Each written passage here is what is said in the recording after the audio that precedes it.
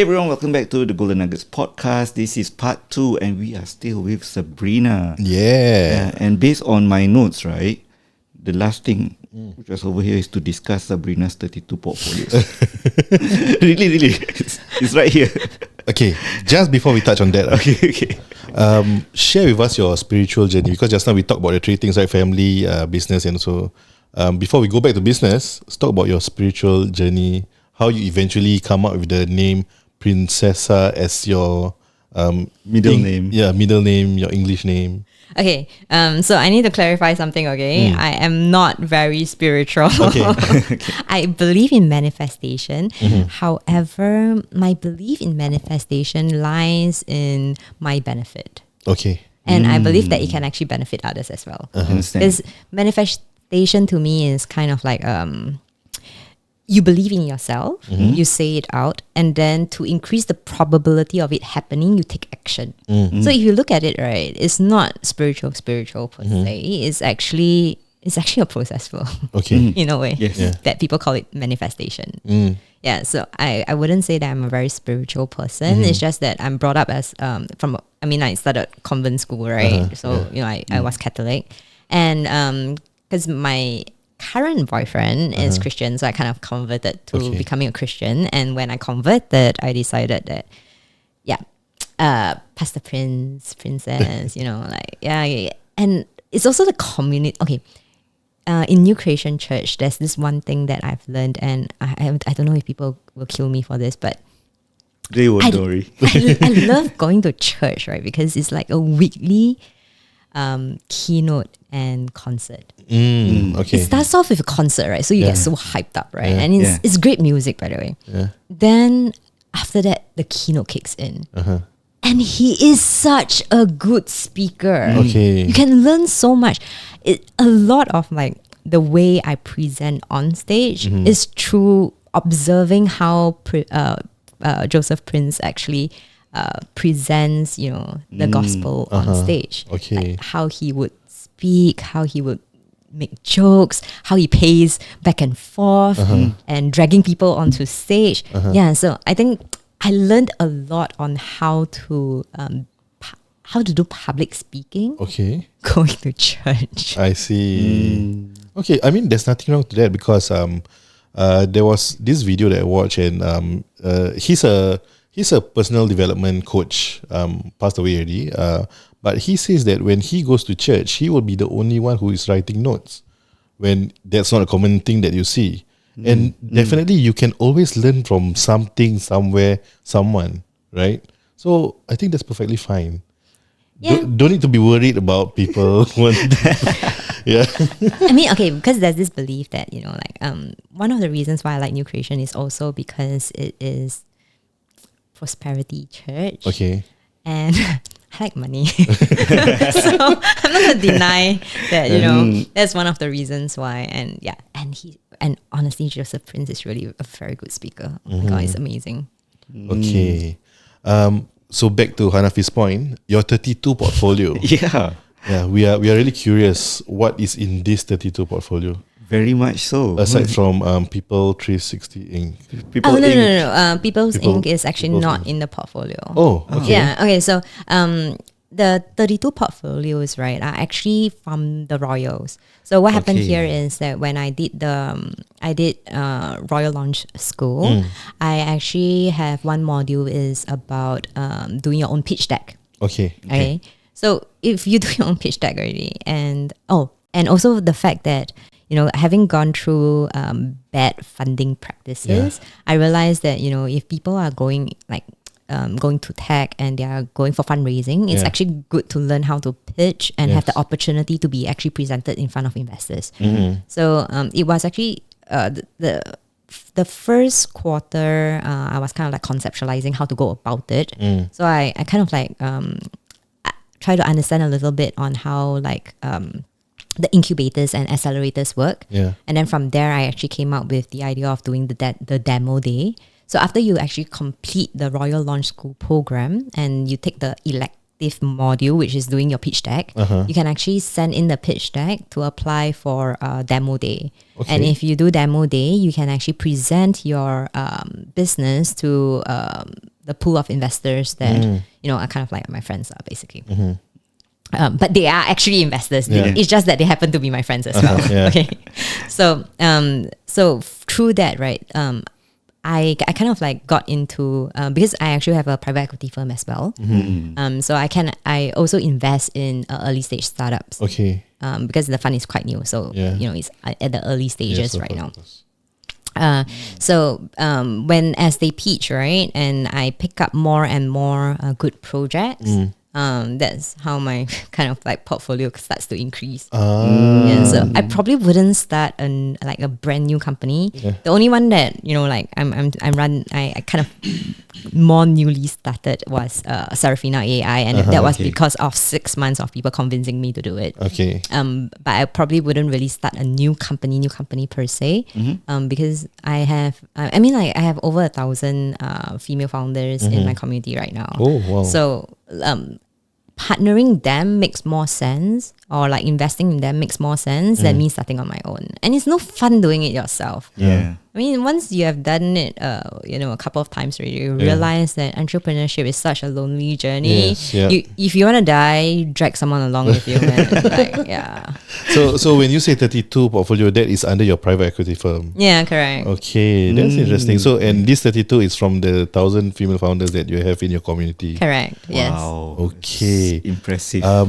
I don't know if you can share what is the most interesting project or company that is currently in your portfolio right now. Not the most lucrative, Yeah. the most interesting. Okay, so the most interesting one, right? Maybe not everyone would think it's interesting. Okay, so there is this royal that she's 70 years old. 70. Yeah, 70. Wow. So she has a double PhD. And she has been an educator for the whole of her life. Okay, so when I actually picked up this project, right? I actually because me and my partners, when they went through this project, firstly her profile was very, very strong, very, very strong. Yeah.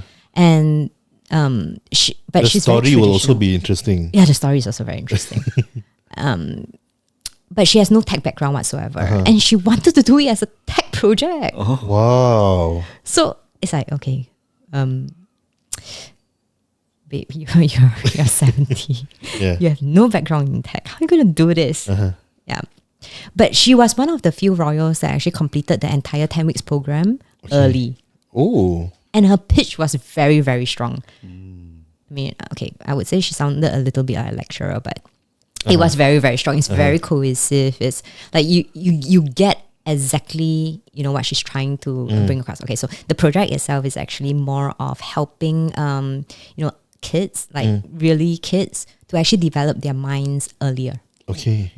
Yeah, so she wanted to actually kind of like do that into like a tech program, because nowadays, right, all kids are on their iPad. Yeah. Yes. So it's no longer going to be card games and stuff, Yeah. right? Yeah. So she wanted to do a kind of like a tech software to kind of help kids, you know, as they are playing games, they're actually improving how they think. Yeah, and I thought that was really very interesting.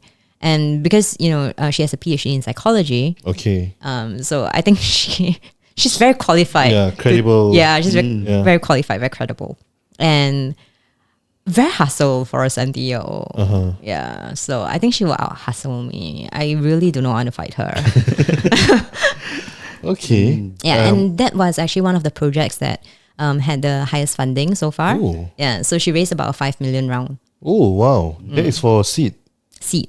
Wow. 5 million. Yeah. I mean, when are you gonna? Okay, so just to share with you, in 2020, between 2022 to 2023, I was trying to raise funds for my NFT company. Reason for that is because I want to make it Sharia compliant. To make it Sharia compliant, I need to have the funds first, purchase properties, and then tokenize the properties. And from there, then basically the investors will get the yield from the properties that we have already acquired under our management lah. So to make it Sharia compliant, I need to purchase the property in full first. So that was the funding that I was seeking. But as I was like trying to pitch to some angels, some M&A companies, and then I feel like they want to suck me dry before I even start the project, you know. And then recently I did a podcast with this technopreneur. He told me that the problem is in Asia, and especially in Southeast Asia, the investors are much more conservative as compared to the West. And he mentioned that when he got funding for his company, for his sit down, I think he got 50K. He saw his competitor doing the almost exact same thing in India, and they get 150K. And he said that Southeast Asia's VCs and also investors are much more conservative. What's your take on that as an investor? Okay, because my company is also invested in Singapore, right? So we actually did our seed round, I think, close to $500,000. Yeah. I would say that in the US, right, it would be a little bit more on how you pitch. They're more open to ideas, concepts, and as long as of course the founder has to present themselves well with good track records and stuff. In Asia, I would say that have a good financial projection. You need to make financial sense. Okay. Yeah, because I think at the end of the day, right, as an investor, you want to 10x your returns, especially in early stage investors. Because early stage investors, we take the most risk. Companies sometimes cannot last more than like the 2-year mark. Correct. And they will collapse. Yes. So we are really, it's like giving out that first funding is like kind of like might be just throwing money into the ocean. And if the person doesn't make it, there's nothing much you can do about it. Because there's no personal guarantor or anything. It's really just just money into that private firm. So I would say it's just the way you present your pitch and who would matter more. Yeah, true. Because I think if you're talking about how much money there is in Asia or in the US, I think both have good amount of money. Okay. It's just whether you know who to talk to and how to tap it. I guess because at that point of time I do not have the resources, and I don't know that many people who are willing to put in that kind of money, right?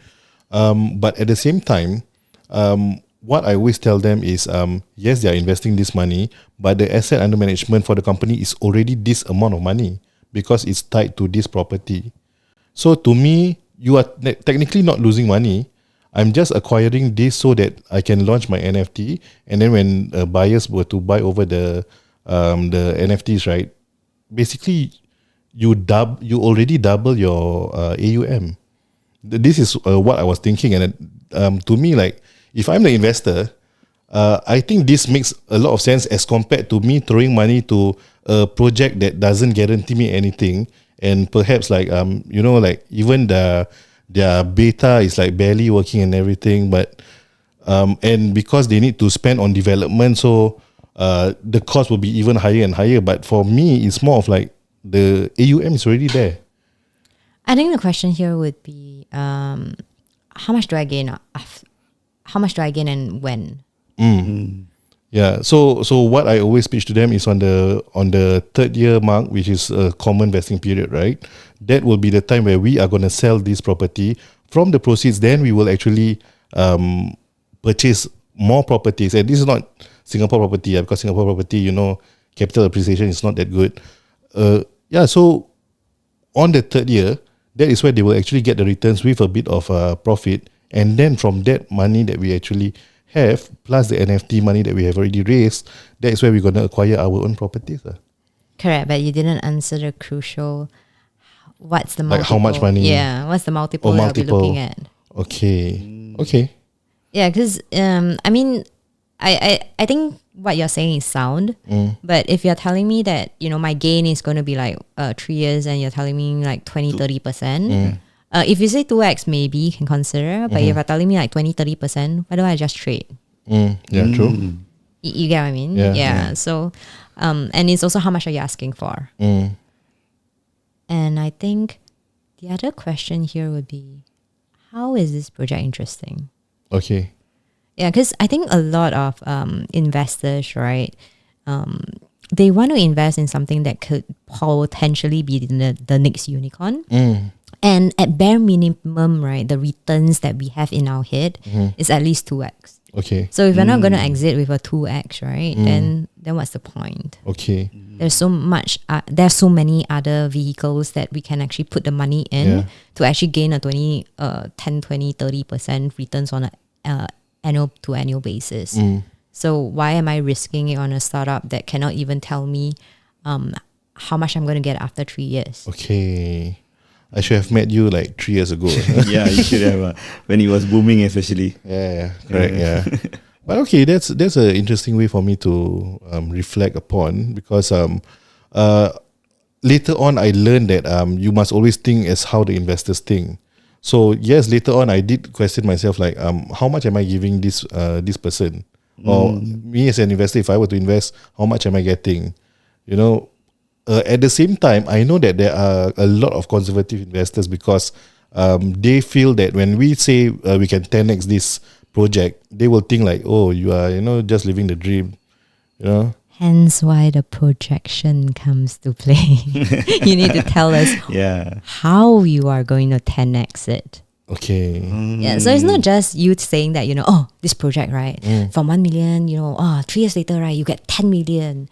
Because, the capital appreciation will, if you don't give me a projection, like a breakdown, I don't know how you're making that money. How can I trust what you're saying? Unless, of course, like, I don't know, maybe if you are Tony Robbins or someone that, like, wouldn't want to tarnish your reputation kind of thing. Yeah. There's more trust there. But if you're not someone that I know that well, and you're telling me 10x, it just really sounds very scamish. Yeah. So it's always between the super scamish or way too little returns. Because with enough money, you put it into certain financial institution, right? You get a guaranteed like percentage increase. Yes. So if that guaranteed percentage, you're not giving more than that guaranteed percentage increase, why do I want to invest in you?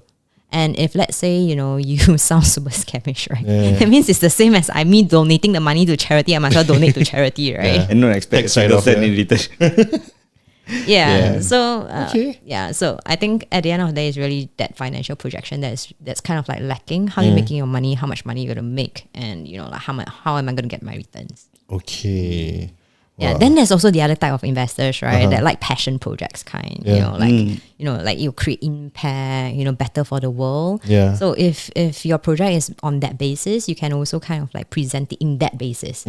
But what you just said didn't sound like of course. passion basis. It sounds as if it's like it's a money, like a monetary gain kind of thing. Yeah. Then it really is the financial projection. How you're gonna make money and how much. Okay, that's interesting. I'd like to tap on your brain a little bit. Like seeing that you're running like a few businesses. For our listeners, how do you get these ideas? Like how can they also get like business ideas and ensure that this kind of business is, investment ready? Okay, so getting ideas, right? Okay. When it comes to ideas, right, I get a lot of random ideas, right? Okay. Whenever I'm doing nothing. Yeah. But what does it deem for it to become like a business? Yeah. From an idea to business. True. What makes it? So if you have an idea and you are very excited, and then the next day, right, you're still thinking about it, test it.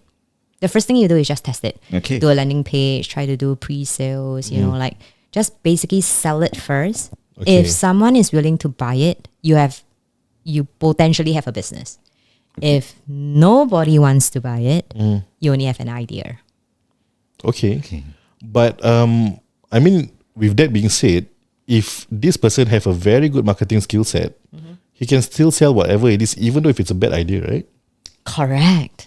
So But How then do we you know? remember, you see, the first thing is that the next day you're still very excited about it. Yeah. Marketing people, right, might not get so excited about the same thing the next day when they wake up. Okay. I mean, okay, good marketers, right, they know they can sell anything.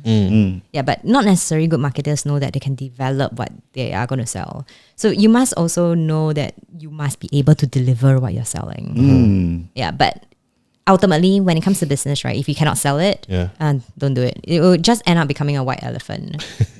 And the fact that just now you were asking, right? If they can make the sale, then that literally is a business already. Yeah, true. Yeah. A transaction has happened. Correct. Yeah. So once you make the sale, right, if let's say you're a good marketer, but you're not a very good product developer, hire someone to get it done. Yeah, so long as it makes sense, someone out there will be able to develop it. And how matching works, right, is that the perfect partnership is someone that can sell and then the other person can build. Okay. That would be the perfect partnership.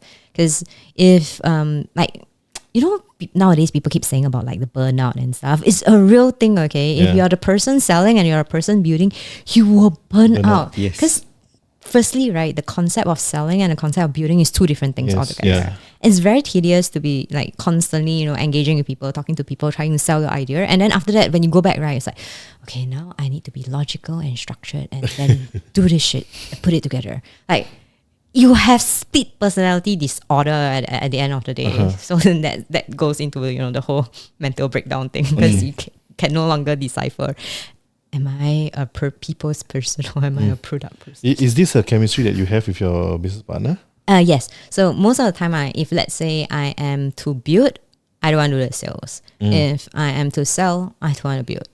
Okay. Yeah. Okay. So if let's say someone is a one-person founder, how are they going to use AI to make that AI into that business partner that is complementing that? So for example, he's the builder. How is he going to use AI to be able to be the one who is going to do the selling? Okay, so you need to tell your AI that, teach the AI that the AI is going to be a salesperson. And then the AI, it needs to tell you what to do to get sales. Okay. So from there, you are basically following the instructions of the AI to actually lead generate, to close the deal, write do your follow-ups. And to be honest, AI is very good in NLP. So it can actually help you craft messages that can actually convert sales. And I've tested this. Okay. Do you put the NLP trait inside the AI's learning? All AI has NLP. Okay. Yeah. It's really how you kind of like need to let the AI know what its role is. And the clearer it is, the more specific you are, the better it performs for you. And when I said that I tested this, I'm not joking, I actually tested it. So I have a royal that she is constantly, for the last I don't know how many months, constantly telling me that I cannot sell. I don't know how to sell. I don't like selling. It's like, she wants to run a business, but she keeps saying that she cannot sell, right? Then how is that going to work, right? So it's a mindset shift. Yeah, mindset shift. Yeah. Mindset shift is one thing. The other thing is also because she doesn't know what to say. So closing a sale is really like kind of understanding what the person wants and then kind of like positioning your solution for the person's problem. So if the better you know what the person wants is, right? And the better you position your solution for it, the easier the sale becomes. Yes. True. Yeah, like if let's say you want apple juice and then I give you green tea, you're obviously not going to want it, right? Right, But if right now you really want apple juice and I give you apple juice, you're going to buy the apple juice, right? Yeah, it's a very, very, very straightforward concept there. So AI can craft those messages for you. And when I actually tested this with the Royal, so her LinkedIn post generated over 100 leads. Ooh, wow. And she literally converted sales within the last couple of days. Wow. Using everything the AI said. Okay. Yeah.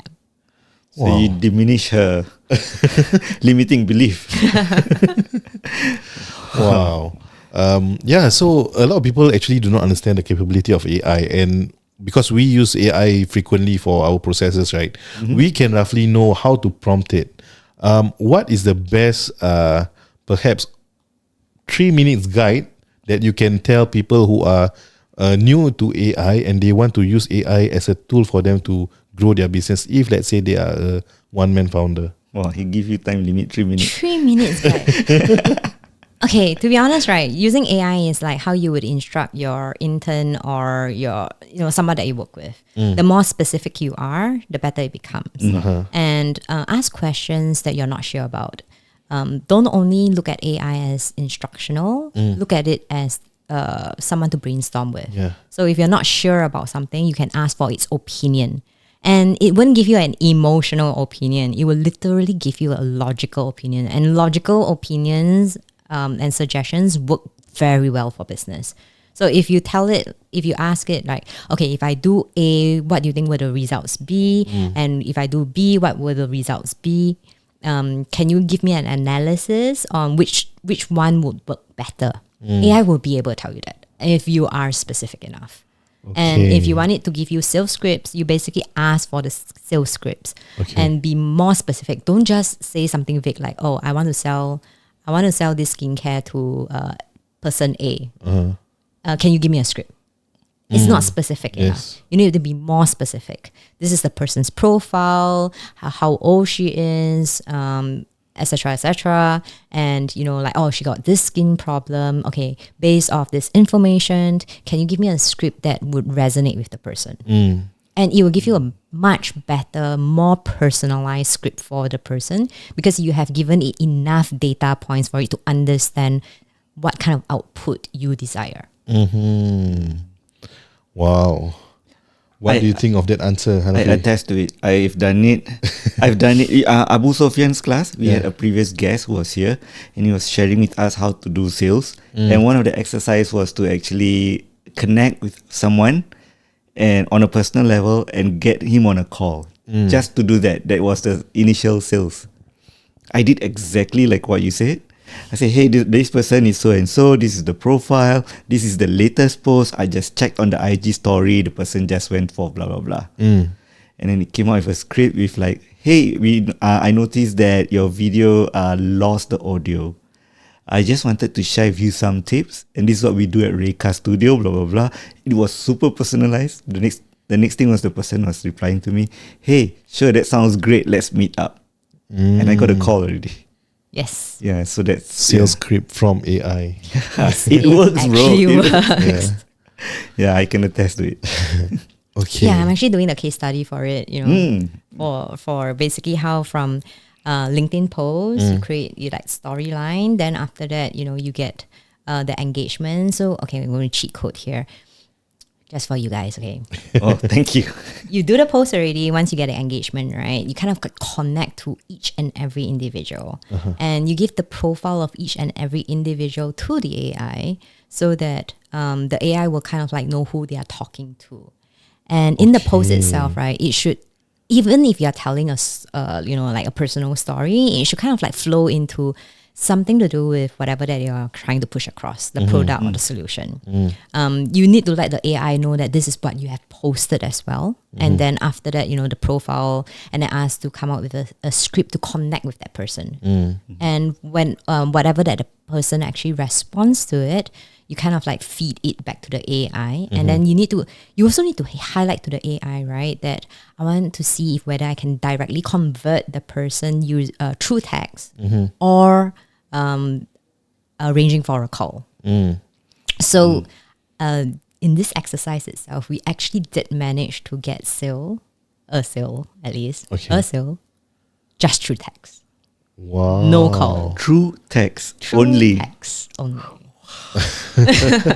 Yeah, I want to try that. Yeah, that's why. I'm going to try that. It's actually how you place the CTAs and how you kind of like, because whenever people are posting on their social media, right, some some people don't really understand the balance between sharing too much and sharing too little. Yes. So some people tend to share a lot. Yeah. Yes. And sharing that a lot works very well for AI to kind of like trigger those touch points to personalize it so that it kind of like really resonates with the person. And the person feels as if you understand their pain. And when they feel as if you understand their pain and you can address it for them, that means you have the solution. They want to buy it. It's the same as the apple juice thing. Yeah. Yeah. If you have the apple juice, and I really want the apple juice, I will buy the apple juice. Okay. Yeah. So Sabrina, thank you for sharing a lot of golden nuggets to us. Whether it's before the podcast or during the podcast itself. Before we end our show, right? There's a question that we want to ask all our guests. Yes. Yeah. If let's say today, you don't have anything, you don't have your portfolio, you don't have your money in your bank account, you are only left with $88. And perhaps no network also. Okay, you don't have the network that you have right now. But your skill set is still here. AI is still here. Okay, how would you actually build your empire back up with that $88 left in your bank account? I mean, I'll generally craft another story, post it on LinkedIn, just basically, repeat the process that I just said. After I make the first sale, right, that means I will have one small budget. Yeah. And then from that, kind of like amplify it. Yeah, because I'm saying this out of reality because Serafina AI is kind of like a concept. So when I programmed it, right, I have a copy, but it's actually not distributable. But based off what I have achieved using with Serafina, I shared that story and then I did a pre-order for it. And within the first hour, I actually sold out the beta 300 licenses in just 1 hour.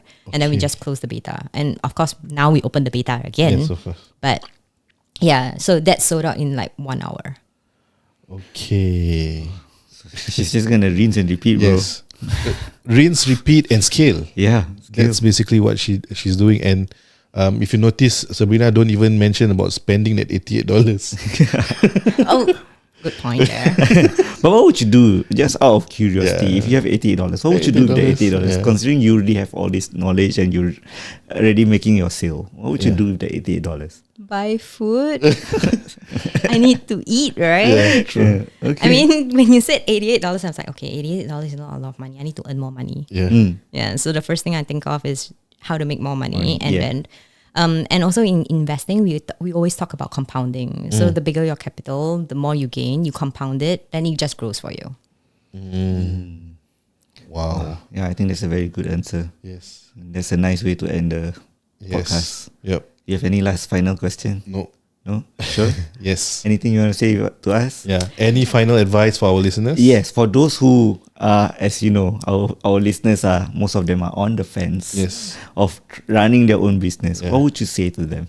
I would say that you should definitely subscribe to my newsletter at princessa.beehive.com so that you can get more of this kind of nuggets, because I do share in details on how to kind of like increase your monetization, make more money, and achieve financial freedom of time, wealth, location, and happiness. And finally, where can they find or connect with you? Yes. Beehive is good. Otherwise, on LinkedIn, you can look for Sabrina Princessa Wang. Actually, any social media platform, I'm on almost every And it's social all the same media name? platform. Yes, Okay. Otherwise, can just Google. that too. ChatGPT is also there. Alright. Come out the picture, right? Yeah. Yeah, and with that being said, I'd like to thank you, Sabrina, for being here, Thank gracing the you. studio, sharing with us your wisdom and plenty of hacks, AI hacks that I think a lot of the listeners Can will benefit. benefit, yes. Yes, definitely, for sure. And finally, the listeners who actually tune in all the way until the end, thank Yes. you. Thank you guys for your time. See you guys in the next one. Bye-bye. SellingDistrict 65 is here to guide. Find your dream home with them by your side. For the best deals, you'll be in heaven. Call 876-16867.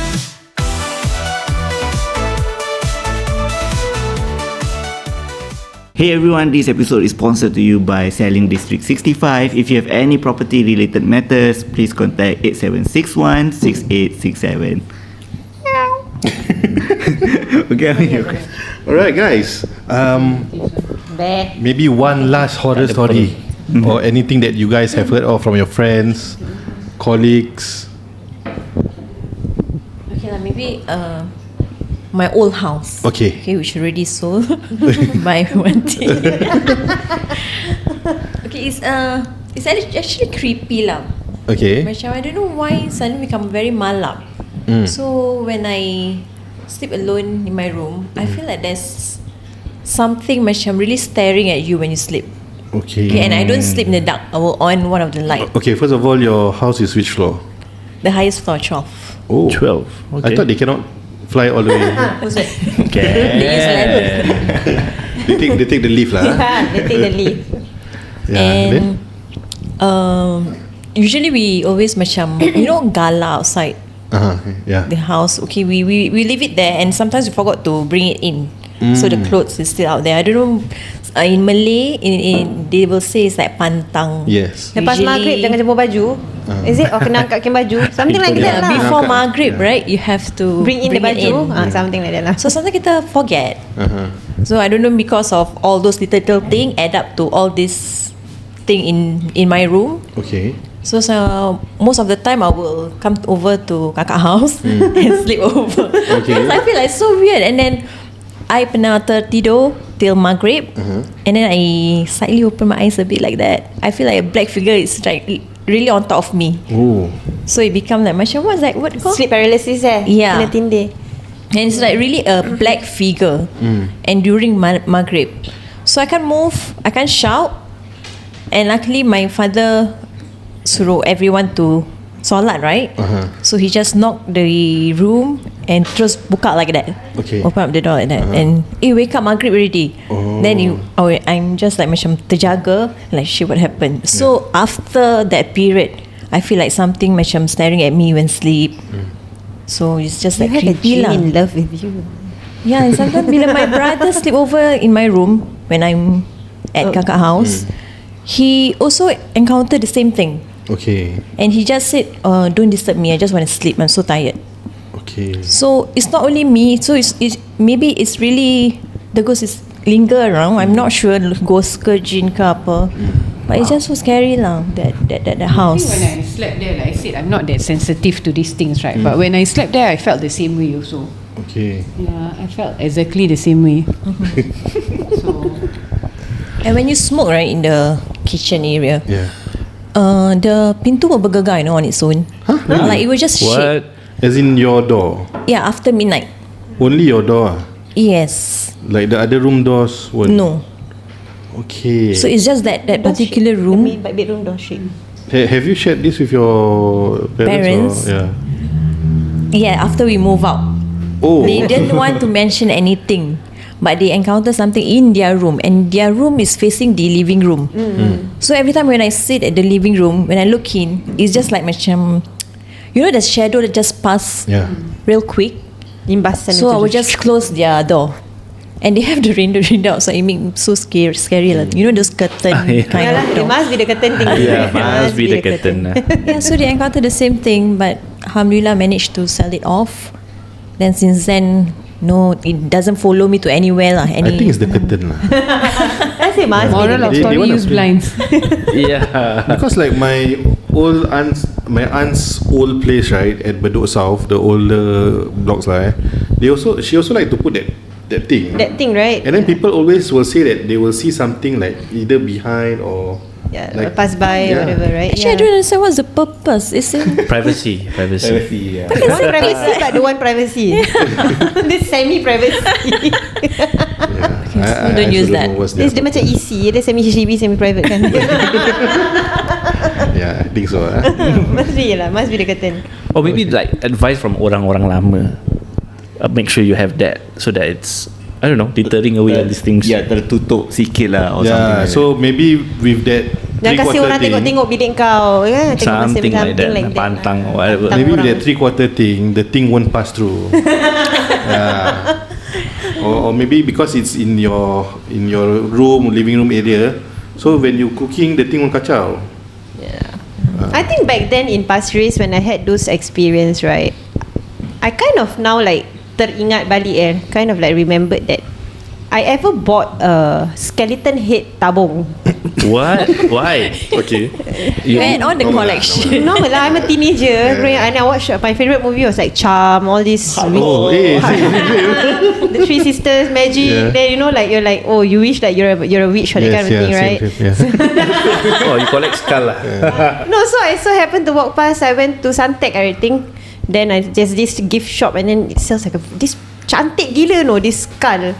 So I brought it back home. Then my mom got terkejut. She threw it away lah.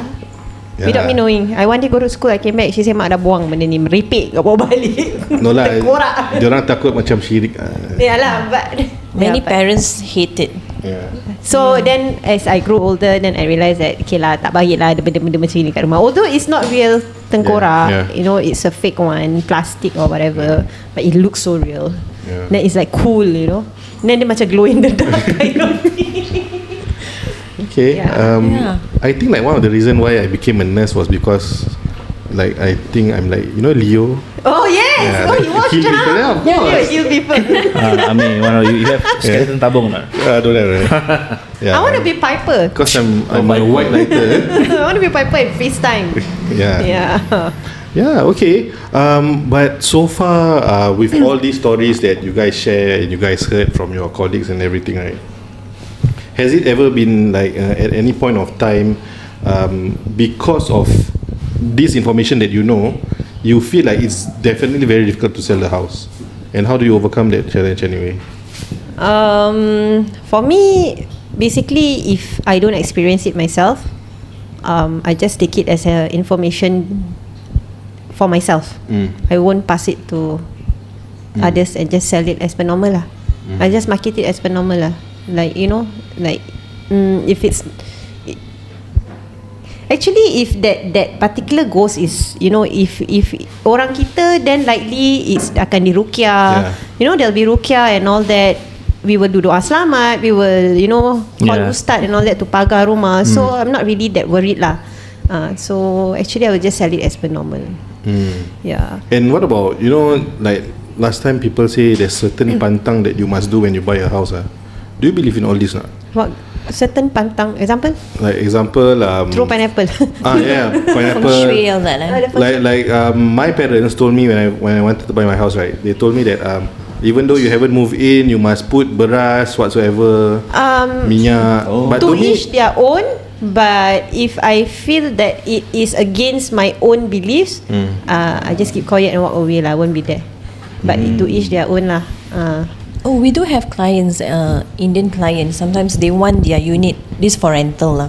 They want their unit 2 days earlier because they want to do some nak rebus prayers like susu. Rebus Rebus susu kan? Is it a practice? Yeah, it's a common practice for them, it's a right? common practice. But And that one very strict on the timing and the date. they have their auspicious timing and all that because I think these are religious beliefs lah. Yeah, these are religious beliefs lah. Nothing haunted So about nothing that we can do. I mean, we help and to arrange the schedule we just for them. schedule for you lah, and then whether the owner allow it or not. If owner usually, I think partly growing up in Singapore, we are multiracial, right? So we kind of, you know, okay with other racial Neutral beliefs and all that. We're quite okay. So apparently, I think the Bukit Batok house that I'm serving landlord, serving tenant, right? So Muslim landlord, Hindu tenants. So my landlord was very nice. Okay, no problem, because he's not going to stay there.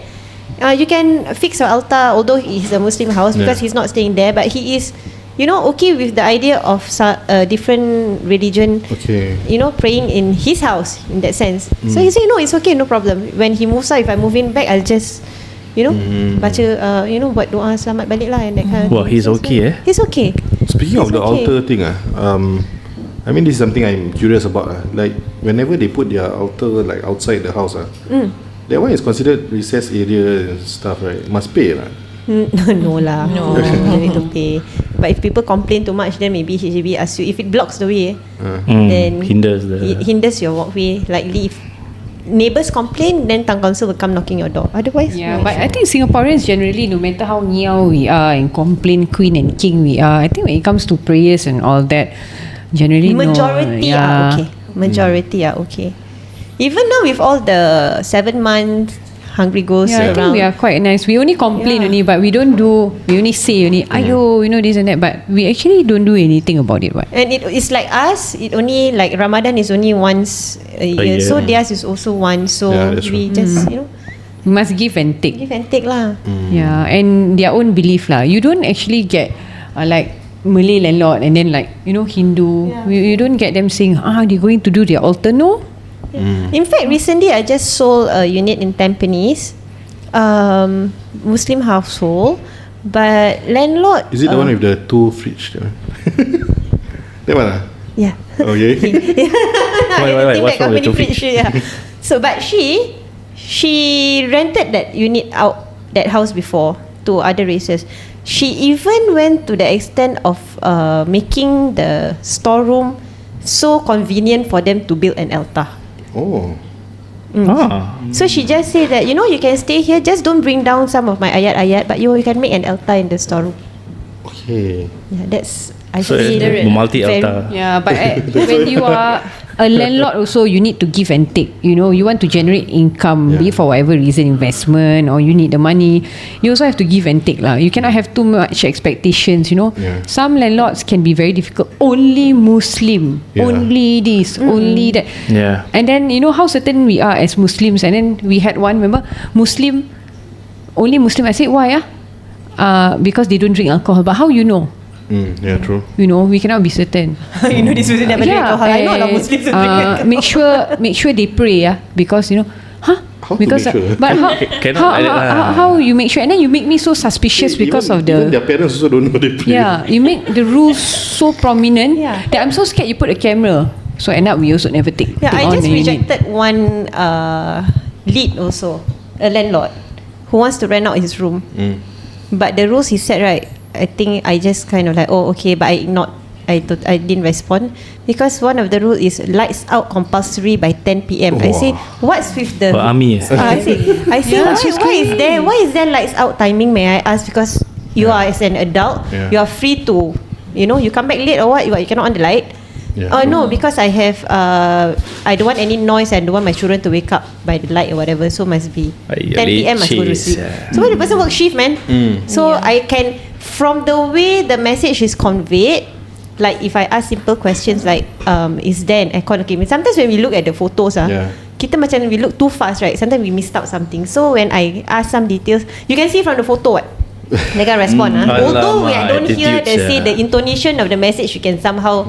So this kind of client I will filter lah. I mean, I don't want your money. It's okay. Correct. I think Darla also had an experience with one of the landlord that said no praying. That one is opposite. Oh yeah, that one also. No praying. So if Christian cannot put cross, if you're Hindu cannot put altar, if you are Muslim you cannot pray in the house, and you cannot bring in the holy book. Yeah, you can't display any. Correct. Remember we had that. beliefs. Yeah, and then how to know? So if Wanti is maternal, no praying what the hell? And what kind of agent does it make me? I'm not going to interfere in someone's personal life. It's very big. Yeah, and then no, sorry sir, then I'm like no praying. So cannot bring Al-Quran inside. So rigid. If you are Christian or Catholic, you cannot have your cross Bible. inside. Bible also You cannot have no. your Bible inside. If you are Hindu, no altar. If you are Chinese, you cannot have all the, I'm not sure, altar. So then I'm like, So no, if any death in the house, you cannot do any ceremony inside. You cannot do any prayers inside. So you cannot die. Then I just asked him, how are we supposed to know? You ask You tell them. You make a rule. Because if I do spot check and I found out that they this and that I'm going to ask them to get out from the house. But I say that is not.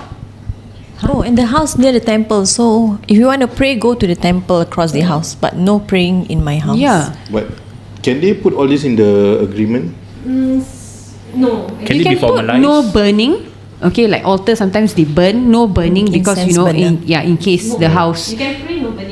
Yeah, in case the house catches on fire and all that. That one all okay, can understand. Sometimes we explain tenant, the landlord is just afraid. Yeah, just afraid that the house catches on fire or whatever. But we've never ever gotten someone who said you're not allowed to pray in the house at all, whatever religion you are. So I did ask lah. So you prefer someone with no religion? Better. So I just didn't reply anymore. Not trying to be rude, but how am I supposed to tell? I'll be so rude to go up to someone, whatever religion you are, and say, hey, no praying inside this house at all. You cannot bring in your holy books. You cannot do any prayer, or you can't even say a prayer to God on bed. So you can't pray, God, please keep me healthy and all that. Yeah, and then when and until they reply, not if I know I can't stop this, but I'll prefer even if they don't even say their grace before their meal. No relation to God at all. What's so weird, right? So weird or not? Something inside the house lah. No, something inside the head. And we contacted, we only conversed. So I don't know, this person is obviously, I assume no religion lah. And then another thing is, I don't know what race also. Yeah, because I didn't manage to meet. I was just turned off by it because I said, oh my God, don't invade in someone's personal beliefs, man. That's too much. Yeah, correct. Yeah, that's too much. And then you hire me. I mean, I have my beliefs, and then of course I get offended. What do you mean by that? Yeah. You know? And almost every other person, no matter, and almost every other person we know is somehow they have a certain belief system. Yeah, correct. Right? Whether they are a practicing one or a non-practicing one, they somehow follow one in a way lah. Right? So it's very rude if you were to like, Ami, jangan solat dekat rumah aku don't say your prayer before you eat your meal or before you sleep. But to say, hey, thank you God for the wonderful day. Oh, cannot.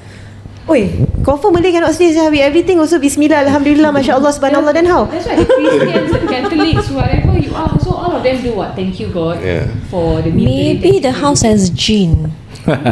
Yeah, to cater all. Maybe. What's your advice for landlords? For us, this kind of landlords, please lah, don't be ridiculous lah. Come, you are in Singapore, you are in Asia. We are really multi-racial, multi-religion, multi-everything. So give and take lah with each other. Next time this kind of case, you just refer to me. Refer to you. Actually, sometimes we just filter out lah. This kind like really waste time one give us headache, waste time, more headache. So then money not coming in forget it, man. So okay, question: is there a directive in CEA saying that this is not allowed, or is it grey area? Cannot. This is religion. Religion is actually, if you're supposed to be free to practice. I don't think you can go to. Actually, by law, you're free to practice your religion. I don't think you can go to court. For example, if you want to terminate the lease of your tenant, right? And then you want to go to court, for example, the tenant say, oh, why you don't want to return me deposit? Oh, because you are Muslim, because you are Christian, because you're Catholic, because you're Hindu. You think the court want to entertain? No. So, this is an advice that they cannot give lah. If you encounter this kind of landlords, make sure your final 2 months don't pay him lah. This is coming from Ami, not from us. Yes, not from us. Yeah. So they cannot dispute. Ami and his You also cannot dispute, so it's okay. style. You can have your own set of rules, no pork, no lard, and then some say vegetarian only. But even if so, when we encounter these landlords, also they are very reasonable. They will say, I will remove all my cookware and my plates and all that.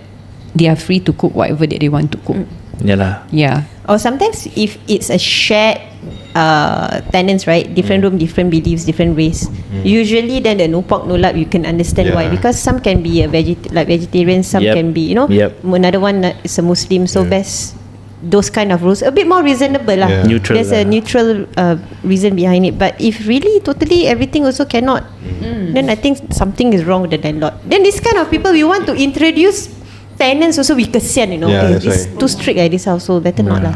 Can you imagine if the tenant come in and then he's so strict, right? Because I've never met him. What if he wants to open up their luggages and their boxes to check if they brought in any of their prayer things along? No, they cannot. Right? Yeah, that's but landlords can be very pushy one. No, when moving in, imagine everything okay, move in with the luggage all. Then he's there to give keys. And he say, hey, can you guys open your luggage? Not. Then in that moment, just want to make sure I never steal my things. If I'm the landlord agent, right, then I have to protect my landlord that's being unreasonable. Where does that put me as a person? Only this landlord will think I'm the best agent in the world, but everyone else will think I'm a mangkuk, I'm an S, So to me also, we have to be careful when you assess your landlord's personality. Also, you need to be very careful who you are talking to. Correct. You may want the money, for example, as agents. Of course, we need to get paid for our services. Yes, We don't sit down and do nothing. But at the same time, sometimes it's really not worth the money. It's really, really not worth it. Lagi-lagi if it's room rental, how much only you earn? Yeah, the first month only. Sometimes not even one full month. Sometimes even if it's only half a month. I mean, rarely people charge half a month nowadays. But sometimes if you're kesian tak ada duit or what, right?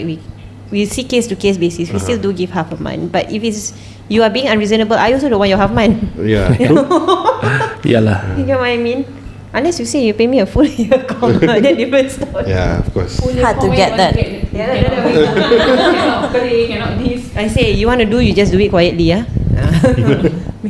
Because come and surprise check. cannot surprise check, must give ample notice. Yeah. I will just say that lock the gate, lock the door. Yeah. Now. Landlord never even give notice, appear at the door. Then tenant scared, right? Because it's their house, they open the door. Ayo, another headache. Because they scared, but actually if they know the law, they can, I'm sorry, you have to make an appointment. But kesian our foreign tenants. I really pity our foreign tenants because sometimes they are not made well aware of our law. You know, and then landlords take Or what advantage of protects that. them. My house, what? Why I cannot come and surprise check? And then tenants get so scared. Then they say, oh sister, if I reject them from coming inside to the house, then later landlord don't want to renew my lease. Where am I supposed to go? It's very sad. Never mind lah. I'm your agent, right? So that's the reason why every tenant should have an agent. Yes, by themselves. that I agree, because the part that they don't get the security deposit due to their previous experience, right? They will find agent like us, like sister, last time I don't get the security deposit. Every little thing they will minus up till they get nothing. That part we really kesian. So it's advisable for all tenants to have An agent, representing agent, so that we can assist you and you So we won't can even point out suffer. this is unreasonable deduction, this is when you're not supposed to, deduct. And reminder, we giving them reminder 1 month before to clean up all that. I think it's Remember better. our tenant recently that you serviced also? The one that initially the landlord wanted to take in like 1,000 plus, but end up it was only $200 because you fought for it. Wow. Yeah, something like that. Scammers, yeah. You had a shield. Yeah, even my landlord, your tenant lah, the same Bukit Batok. The TV spoiled, right? Recently, remember I Yeah. told you? But the TV suddenly got lines and it's towards the end of the tenancy already. So he's scared that he has to pay. So he called the repair guy. But the quotation damn high and all that. So my landlord thought that actually that he has to replace lah and all that. So I said no, I'm sorry. This is where and tear. It falls under you, not the tenant. So I just be straight. Oh, is it lah? Me ah? I said yeah lah. I mean, he stayed there almost 2 years. The TV got nothing, and then suddenly got lines. Obviously, it's when there's something wrong with the system, right? So this one is on you lah. So imagine if there's no agents, the landlord will tekan the tenants, and there goes your That's security it. deposit. That's it. Kena TV bully. nowadays, TV nowadays expensive. But probably they won't charge the full TV lah. They probably charge the repair, the minor if the repair landlord damage. is unreasonable, Then that one lah. But how you want to tekan to take back? Even if you bring to court, say go small claim. You wait lah. Tell that's you. why. But tenants also sometimes they take advantage of very kind landlord. Landlord so nice. Some aunties, never mind, they move in, I buy everything new, I change the fan for them, I do this and that. But then when you come to the house 1 year later, oh my god, it looks like a house that's been That one dumped. deserving security Yeah, deposit that to one. come Yeah, off. even if we are representing the tenant, I'll just let the tenant and say, this you want no need lah. I will help the landlord. Together with the landlord agent, I'll tell the landlord agent, you take like this one nonsense person. We cannot dual represent, right? We cannot. Okay. But sometimes Rental you- also plays a If part. it's wrong, we will tegur. It's wrong. Yeah, as agents, you need to be very reasonable. Landlord wrong, landlord is wrong. If tenant is wrong, tenant is wrong. You cannot go and try, but my tenant pay me money or my landlord pay me money, I better protect them. No, if wrong is wrong, you better correct your landlord and tenant. Must educate Client them lah. Yeah, you must. You tell them, you cannot like this. How can you do this? The thing about dual representation, Singapore doesn't allow, because you don't know who you want to protect lah. Yeah. But apparently Clash. overseas you can have dual representation. Only actually cannot lah. Maybe clash of interest. Yeah, clash of So a lot interest, of commission. But okay lah, better also you never dual represent because also so many Conflict. agents right around, then everyone can eat the piece of cake lah. If not, if Have a me piece of then the pie. I take everything, then imagine both of them not doing so well lah, touch wood. But and then I take both landlord and tenant, they don't Tamak. have anything. Yeah. Tak mahu one last question before we end off. I mean, like just now you guys talk about apa nama dia? Silah my brain. One last question dia. That's why. Fikir sahur already. Yeah, that's why. Okay lah. I think thank you so much for sharing. Wait, I just remembered. Thank you so much for- you were talking about the tenant themselves.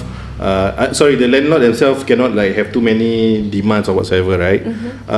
Like I know in overseas, if let's say, or most of the time the landlord will be able to ask for the credit report of the tenant. Is this a standard practice in Singapore or no? I think you can if you want to. If tenant also want to provide, but Usually rarely they ask. But if they were to Standard, ask, no. usually they ask only to see whether you got a lot of utang, whether you can pay rental. You Yeah, want to correct. see the bank account balance. They scared that you Cannot pay. cannot pay, then you cabut lagi. if the amount is too much, then they will Yeah. ask whether they worry that you can't. But you can reject lah. I mean, certain things you it's can personal or whatever. So but as tenants, we can choose not to give We can this but up information. to tenant. So for us, because it's like a willing landlord, willing yeah, it's not He likes religion the wise. unit. Like, let's say, you like the unit, yes, but this like not and see your bank account first. Okay. Then if they say okay or not, if she say no, then we say sorry, that's personal. If they say yes, then okay lah, cut story short. More to And open most you kena question. reject lah. Eventually there will be someone who's willing to, you want to see lah, what can you do? Yeah. I got a lot more money.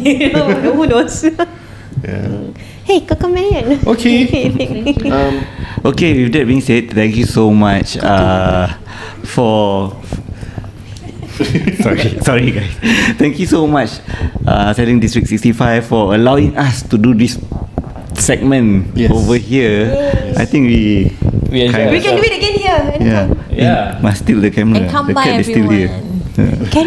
Carry. Okay. So before we go off, thank you so much everybody. That's our staff, the shop, Kakamayan. The star of the Yeah, she's the main. Oh. You got a photo with her. Yay. Okay. Okay lah. Right? Can we? Thank you guys for tuning in. See you in the next one. Bye bye.